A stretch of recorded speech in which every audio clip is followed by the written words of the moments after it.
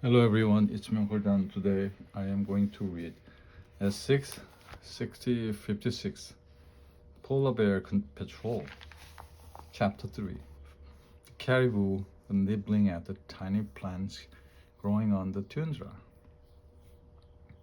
Keisha was the first to spot a baby. A baby caribou, she gushed. Isn't that the cutest thing you have ever seen? The baby caribou was standing on its long legs beside its mother.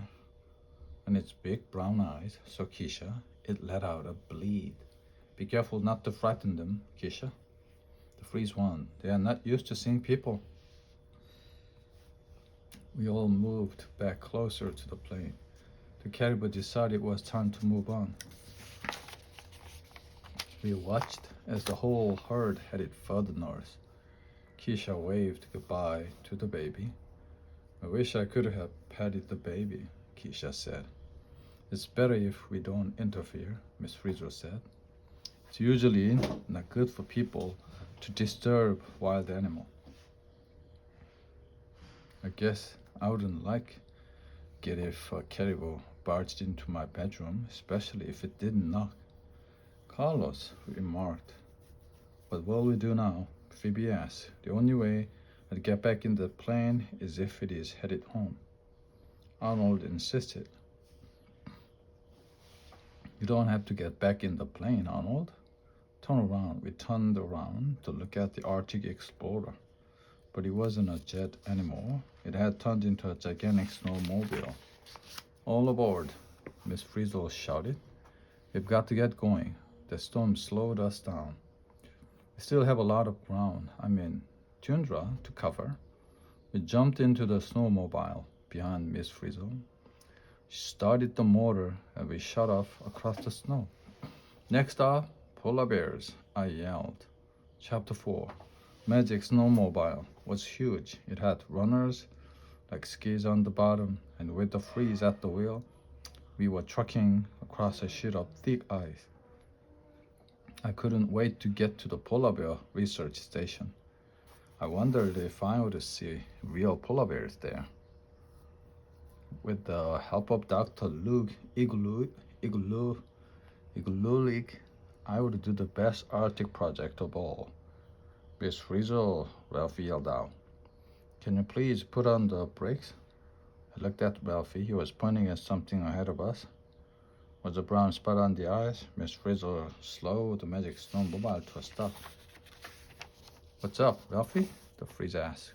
Look over there, Ralphie said with excitement. It's my Arctic animal. Sure enough, Ralphie had spotted a seal. Good thing I brought my camera, Ralphie said. I'll have pictures to go with my blubber experiment. He pulled the camera out of his pocket and snapped away. I see the seal, Wanda said, but where is the blubber? It's under their skin, Ralphie explained. The blubber keeps them warm, like insulation. I want some blubber, Arnold said with a shiver. Very quietly we climbed out of the magic snowmobile and walked toward the seal, but as we came closer, the seal slid down the hill to the other side.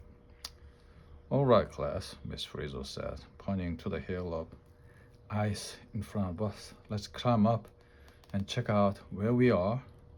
Maybe you can see the seal on the other side. I made it to the top of the hill first. Wow, I said to myself. Wow, what? Miss Frizzle said, coming up behind me. Whoa, I whispered. In front of me stretched the Arctic Ocean. Big chunks of pack ice floated by. It seemed to go on forever. Miss Frizzle and the rest of the kids scrambled up beside me. There's the seal, said Ralphie in an excited voice. And a baby. He snapped some quick pictures. Arctic seals usually live by themselves.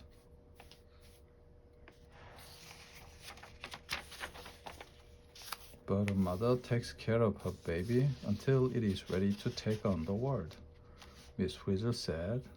Seal pups. A mother seal gives birth to just one seal pup at a time. The pup stays in a snow-covered den. A seal pup in its den is easy prey for a polar bear.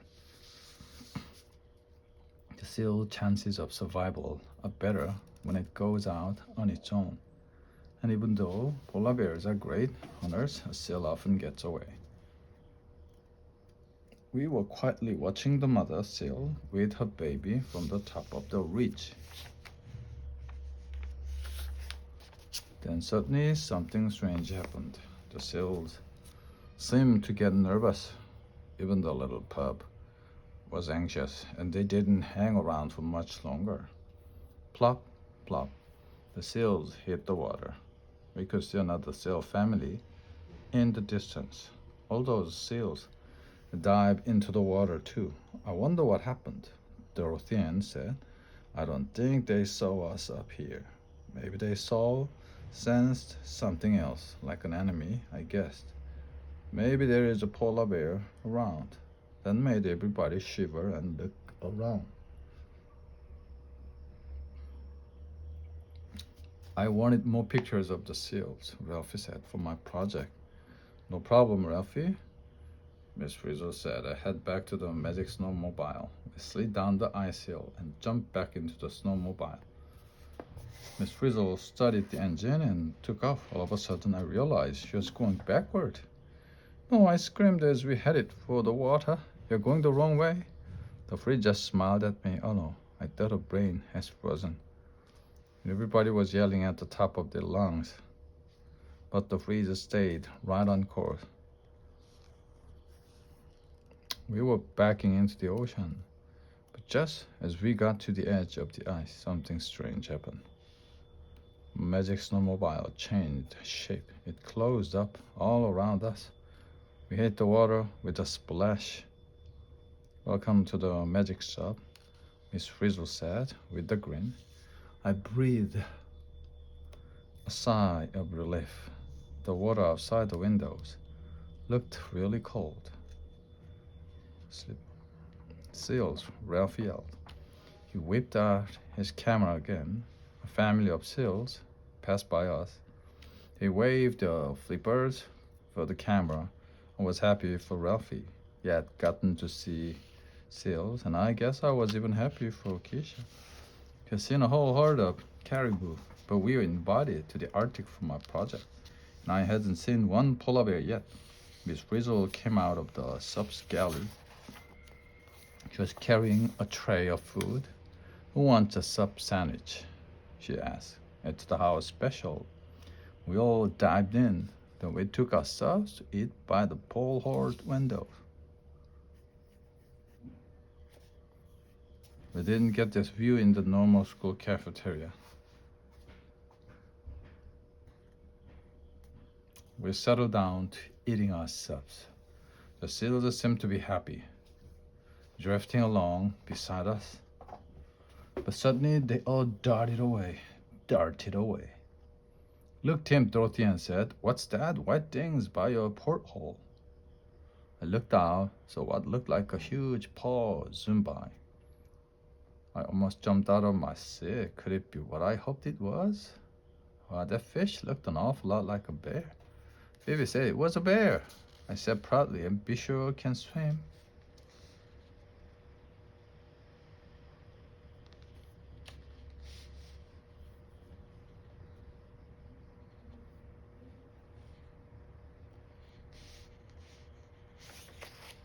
The bear was swimming so fast that we couldn't see him very well. I could just make out his back leg. His fur was all wet and streaming behind him. Please follow that bear, I called out to Miss Frizzle. The Frizz turned the sub around to follow the bear. All of a sudden, the bear headed for the surface. We watched it pull the back end of its huge body up out of the water. Hurry up, I said, let's go after it. I think we should wait a while. We don't want to follow the bear too closely. Besides, maybe we'll see something interesting from down here. The Frizz was right as usual. We hovered in the water, close to where the polar bear crawled out of the ocean a few minutes later. A seal swam past us. We went up to the surface to take a breath of air through the hole in the ice. That was its last breath of air ever. We saw a big white paw break through the water. It knocked the seal on the head. Then the seal was pulled up out of the water like a fish, the blubber delicious.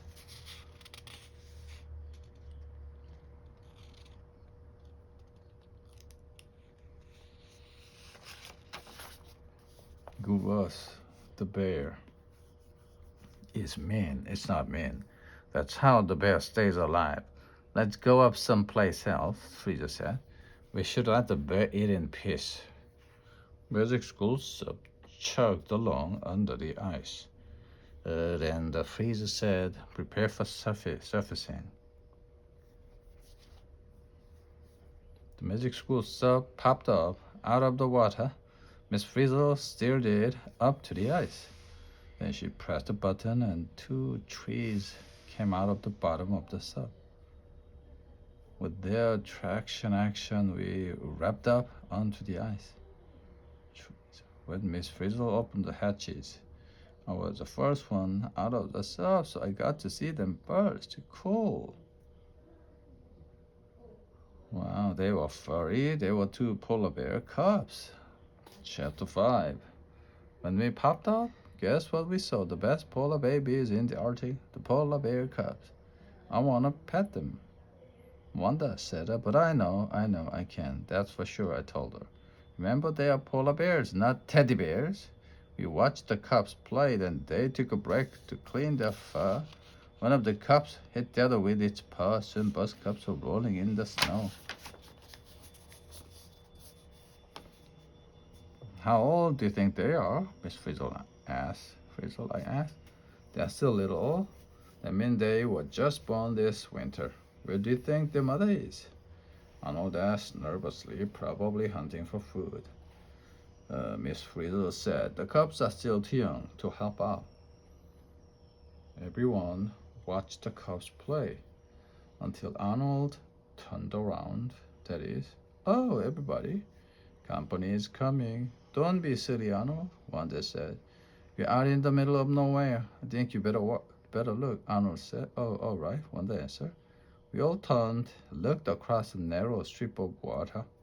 About 50 yards away, we saw the polar bear that had passed us underwater. The bear was staring at the polar bear cub. And she turned her eyes on us and let out a growl. Yikes, it's the mother bear, Ralphie shouted. Suddenly, the middle of nowhere got really loud. The mother polar bear let out another louder growl. The cub started squealing, and we all screamed. The mother polar bear dropped the bloody seal. She was kidding. Then she reared up on her back legs. Another growl shook the air. Wow.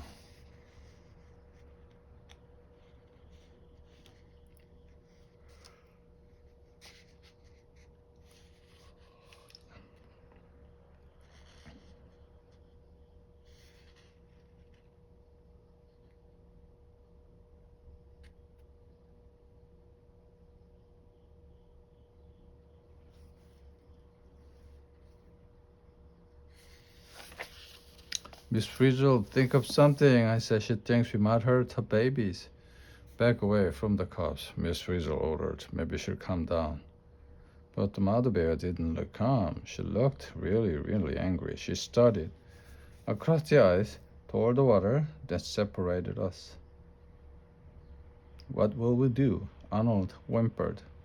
I don't like bear hugs. I saw a dead fish on the ice and picked it up. Maybe I can throw this at her. I said, maybe she'll stop to eat it. But it looked like nothing was going to stop the mother bear. She charged across the ice and then dove into the water. How fast do polar bears swim? Arnold asked me nervously.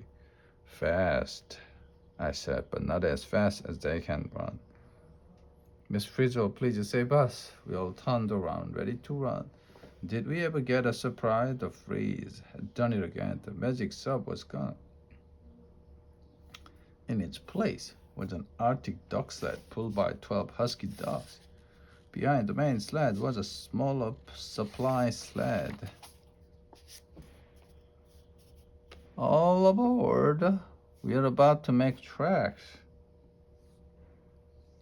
I looked closer at the lead dog's face. It looked a little strange. In fact, its eyes reminded me of the magic school bus's headlights.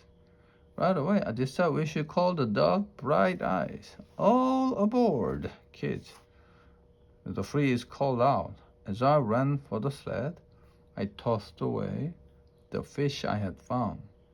I noticed that it fell into the supply sled, but there was no time to get it out. I jumped into the big sled with everyone else.